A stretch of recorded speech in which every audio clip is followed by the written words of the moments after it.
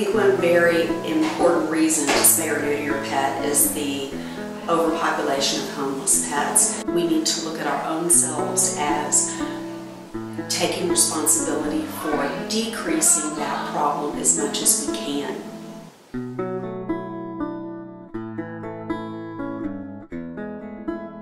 Actually, you will be. There are only a set number of homes. If those homes are filled with kittens or puppies from your own pet, then those homes were taken away from those animals that have already been born and through no fault of their own. Unfortunately, that also is just not true. The shelters do an incredible amount of good. They're amazing. A lot of them have volunteer staffs. The commitment is tremendous. Unfortunately, the resources just are not there. There's only so many places these guys can be housed. It's a terrible thought that some of those animals, unfortunately millions of those animals, are going to lose their lives. There's just no place. And the other option would be a no-kill shelter. And the problem with that is these animals will live the rest of their lives in a cage, the rest of their lives. And, you know, those of us that love our pets, it's just terrible to think of that. It's not like being in a home, being on a lap with somebody that you love. It's not like a scratch behind the ears or sitting on the sofa watching ESPN. It's just not a life for these guys. I'd like to chat for just a moment about the behavioral reasons for spaying or neutering your pet. And these are the ones that I think as pet owners we're really looking at. First of all, neutering your male cat, very, very important. Male cats, when they get to be about 7 months of age, that testosterone gets rolling, and those cats will spray. And when they begin to spray urine on vertical surfaces, they're not too picky about where that goes. Male dogs also will mark their territory with urine, and they do tend to do that less than the male cat, but they will lift their legs inside, and that I think is something that none of us want to go through. Neutering your dog, I think, is very important because they're easier to keep those guys home. They're less inclined to be off trying to find someone to mate with. Some studies indicate that unneutered males are more likely to be aggressive, not only towards other dogs, but also to people.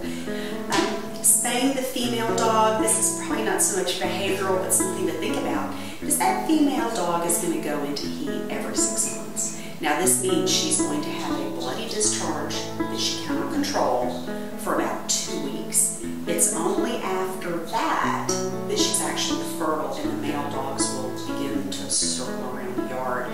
But quite frankly, it's just not really pleasant for the dog or the family.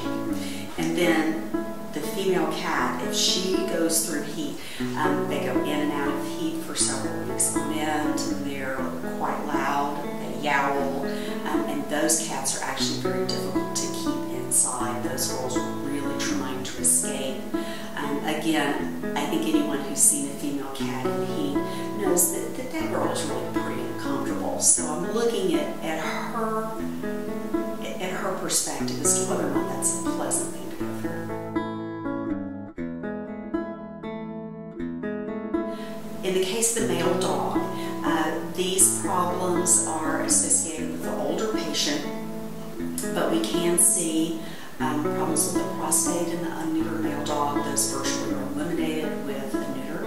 Obviously, we don't have to worry about testicular tumors, either benign or malignant. The unneutered male dog also is more likely to develop a perianal tumor, and these are malignant and are really fairly aggressive.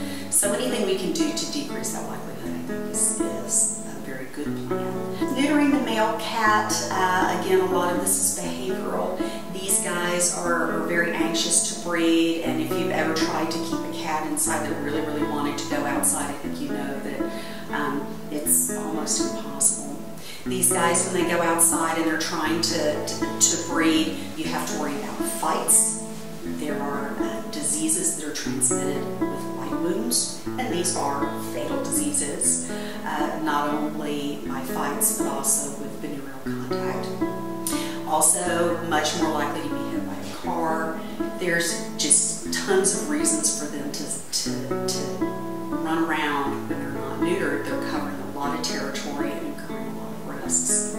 Same with the female cat. A female cat is very anxious to be bred, and your little kitty that you would have never thought could behave like this is very anxious to get outside. And that's actually where a lot of these unwanted pregnancies and unplanned pregnancies come from, is the female cat, very anxious, sits outside, either no one realizes she's gone or she comes back and the damage is done. There's a lot of reasons to spay the female dog, and this is something that is not widely known and is very important. The female dog, if she's spayed before she goes through heat, she has virtually no chance of developing mammary tumors. Mammary tumors occur more frequently every time she goes through heat. A dog that's been through heat 4 times, now even if she's spayed at that point, beyond that point, she has a 25% chance of developing a mammary tumor. Half of those mammary tumors are malignant, so 1 in 8 chance of mammary cancer if she's been spayed after her 4th heat. Now it's still, even if she has gone through 4 heats, it's still important to spay her because most of those mammary tumors have estrogen receptors. And when we spay these gals, we remove their ovaries, and the estrogen is virtually eliminated from her body. So her chances of having a mammary tumor, although they're the same, those tumors grow much more slowly, and we can remove them before they have a chance to spread. Another very important medical problem with the female dog, and this is usually with little dogs, and most of the small female dogs I've seen that have not been spayed, it's because they're small, and a lot of folks think, well, it's not much mess, she's not going to get pregnant, so I don't need to spay her, right? Well, unfortunately, as these gals get older, the lining of the uterus does not shed like it's supposed to after every heat. This can build up and thicken over time, and the uterus can actually become one big abscess, and it's called pyometra. Those gals are typically 8, 9, 10 years old. They're very poor surgical candidates by the time we see them because they're really quite sick.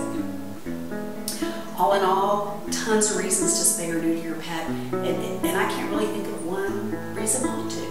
I'd like to thank you so much for sharing your time with me today. I think talking about spaying and neutering your pet is very important. It's a very important part of your pet ownership, of taking good care of your pet, is to make an informed decision as to whether or not you should spay or neuter them. Every veterinarian, every veterinary staff member would love to answer the questions you have. Please feel free to call your family veterinarian, the SPCA, call us. We'd be delighted to talk to you. I just think it's so important to make the informed decision, now that you have some more information, an informed decision for your pet and for your family. Thanks so much.